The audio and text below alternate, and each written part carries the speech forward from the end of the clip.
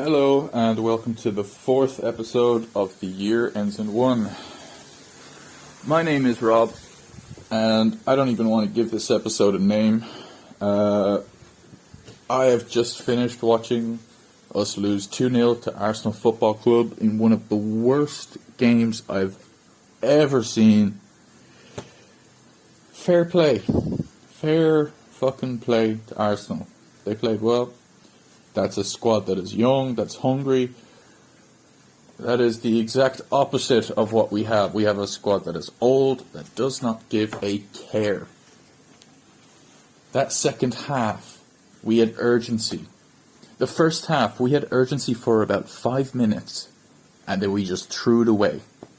Let the game slip out of our fingers. How could we keep going like this as a club?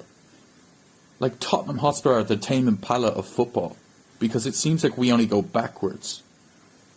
It's all we do. If you look at the squad ages, there is an insane gap. Arsenal are a young squad, and they're only going to get better and more cohesive. I love Kane, I love Son, I love our older players in the squad. But one of them, right now, has signed his rights away and he should be gone. He should have been gone a while ago too. Hugo Lloris. A great servant of the club. Someone who's done so much for us. Like, pulled through in really hard moments, but this is just... That first goal just killed any chance we had. Arsenal built confidence and our home stadium became their home stadium. They claimed it. They pissed on the lamppost. And we just sat back and let it happen. There was no tactical changes used or utilised during the game, except for in the second half. But the game was already past us. The game was already past us. That is a direct fault of Conte, because there were options. Like that 4-2-4 seemed to have changed something. Or maybe it was just that slow sinking feeling of urgency that sinks into the players, and then they realise near enough to the 90th minute, shit, we need to go and score a goal. It's like they just decide to start playing whenever the pressure is on. Why wait until it's that moment? Wasn't there enough pressure with this game? This is embarrassing. Absolutely embarrassing. Thomas Partey should have scored that absolute screamer just to rub it in our faces. Our squad is not up to scratch. And top 4. Jesus, I'm sounding like Roy Keane right now. Top 4 is just not possible. We are not getting top 4. I'll say that now. We are only going backwards. If only I could sing that in an Australian accent, I would. Sessegnon had an absolute shocker. Absolute shocker. He's fallen off a cliff. Absolute cliff. When he came in, the injury problems, everything. We're going to need 2 left wing backs. Because he's just out of shape. He's out of form. He's out of everything. Romero, the whole game, it was like a game of operation. Just don't make a mistake. You're on that yellow. Martinelli was just like winding him up the whole time. And Romero is a brilliant footballer, but he is kind of like a child sometimes. He just gets so angry, and it's part of his game, and we can't take it out of his game like we did with Dele Alli. We can't neuter the dog. But by God, we have to train him like. What an awful, awful performance. It seemed like Kane and Papasar were the only two that were really trying. Højbjerg put in a shift too. Clement Longley did okay, but just the gap in quality between their attackers and our back line is just night and day.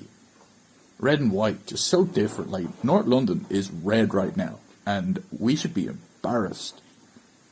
The only thing that was convincing about that game was the Dare Skywalk advertisements on the electronic billboards. This is an absolute joke of a club. What an absolute joke, man. I'm talking to you as my friend here, and I'm being open and honest, but this club is not what it used to be. And in terms of trajectory, it's gone backwards.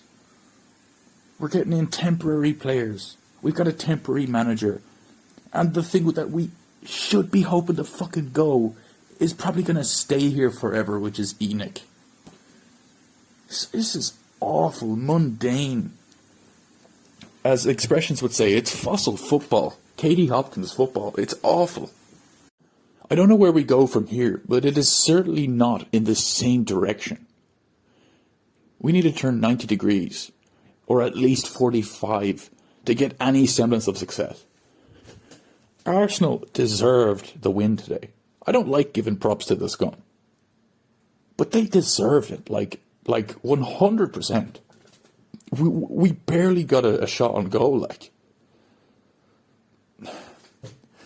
And it's just strange that psychological, like, impotence we have. In the beginning, we just have that inability to, like, perform and turn up. It's like we need to go vegan and just get more fucking turn-ups in us. Like, this is a joke. This is a joke. Like, it's comical. It's actually comical. And we have to suffer that as fans. Like, this has gone on for so long. Like, if there's a tumor, you need to cut it out. We still have Sanchez, we still have Dyer. Like, I had plans this week to make a nice podcast. You know, something a bit more positive than the past few episodes, bar the last one. But this needs to be fucking addressed, because that there was an exhibition on contrast. One team going forward and another going completely back. This is not the direction we need to be taken as a squad. Are there any fucking positives I can take from this? Like, the stadium was clearing from about the 75th minute. Because we just knew collectively, like, this isn't happening. Is there any positives? I thought Papa Madasar turned up. For a young player on such a big occasion to, like, know the importance of this game, I think he did well. He did very well, incredibly well. He played better than any of Bissouma's performances in our jersey. So that's the only real positive I can take from this. Kane still looks hungry. He didn't get Greaves' record today. But sure, why would he? Like, we're weak down the wings. Perisic didn't start. Sessegnon was just a flop. Imagine going back to a girl's house and you just can't make it work. Like, that's that level of flop. Like, it's just awful. We just look out of sorts. The team doesn't click, and that's something we need to take into consideration too. Is sometimes just stacking players together and saying that'll be good enough.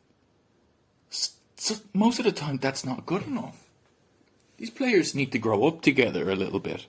Instead, we're bringing people in. We're temporary players. Like, Perisic is great. He's contributed and stuff, but he's not here for the long term. And when we signed Udogie, it's great that he's out playing somewhere and getting experience. But to be honest, we should have taken him as soon as we could have. You know, or done anything to bring him over the line now. If Conte's concerned about now, that's what we should have looked to do. You know? Like with Papa Mandasar, like a talented player like himself, we had to wait a year for him to come in too. It's like, it's fine as some sort of a business model if the core is there, but the core is not there. We're uneven as hell.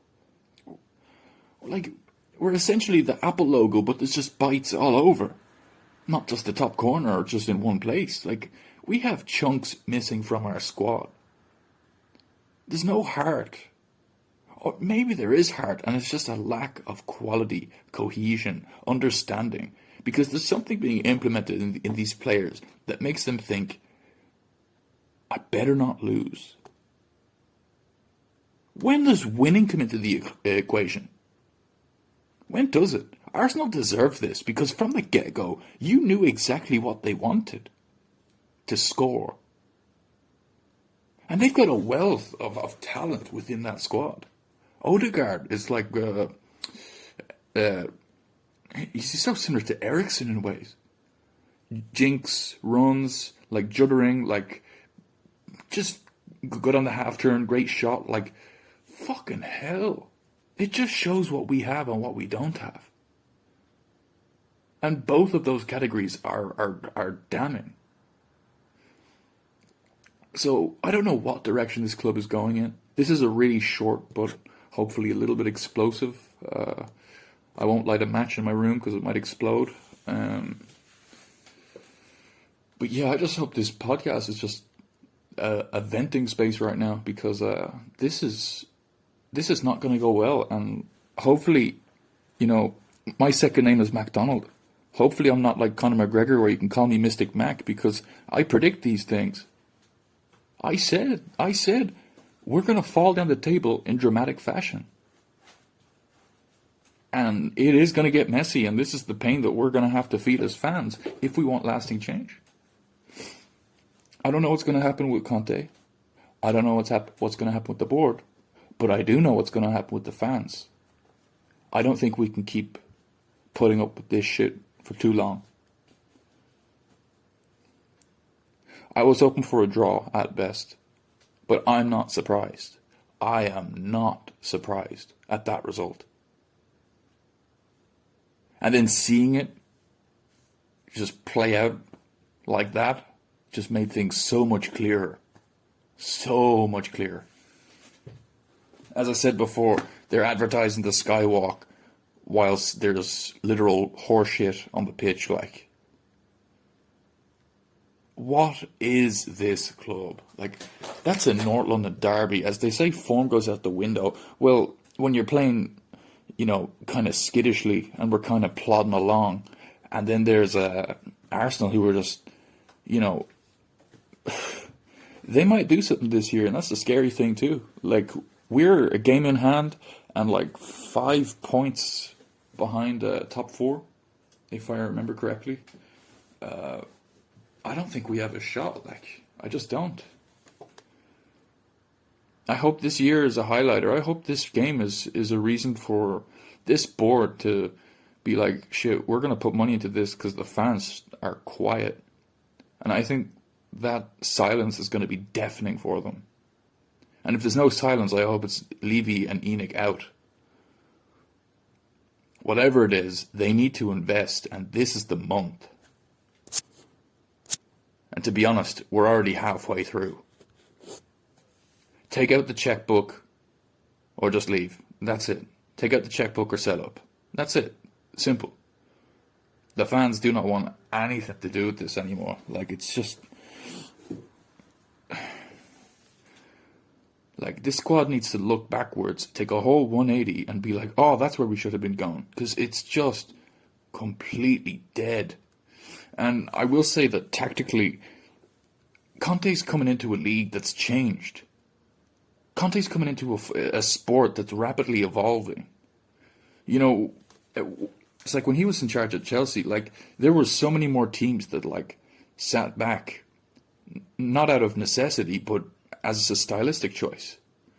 There were teams that played down the middle, like now it's just gegenpress, high intensity, like a control possession, this Arteta, like, slight Guardiola-esque football. Like, we are a little bit in the past, and I'm not sure Conte is so quick to bring in new ideas, because he didn't change anything. He could have negated that momentum after the first goal conceded, but instead we just continued. You can't continue something if it doesn't work. Now, I'm still Conte in. I'm 100% Conte in, because he's going to keep making these mistakes. I love this club. I absolutely love this club. And I know you guys absolutely love this club too, but it's like, we need this. We need this shell shock, this horrible crap. We need to wade through it now. Swim through it. This is the sewerage pipe. We just got beaten by the scum at home after so many years. Arsenal are top of the table. And it doesn't look like they're going to stop. This is just going to spur them on. Pardon the pun. Something needs to change. And Conte is responsible for some of this too. 100%. Like, he's not free of blame. But once again, we cannot just say Conte out. Like, that's not the answer. It's just not. If we change ownership, then I'm more than happy if we change managers. But change ownership is the priority. It's just, we're just filling more seats to fill more disappointed people into the stadium, unless it's something to do other than Tottenham Hotspur. If they're sitting there for Guns N' Roses or Beyonce or Lady Gaga or whoever, they're probably going to have a great time. That's the most entertainment we're going to see within Tottenham Hotspur Stadium. Still unnamed. Call it the toilet bowl right now, because yeah, we're getting flushed down. So if you play like shit, yeah, I don't think I need to finish that. Look, I love yous all. Hope you guys are doing okay. Hold in there. This is going to be a wild and bumpy ride, unfortunately, and we just need to hang in there as Tottenham fans. So, I hope you... There's no outro. Take care. Come on, you Spurs, I guess. Come on.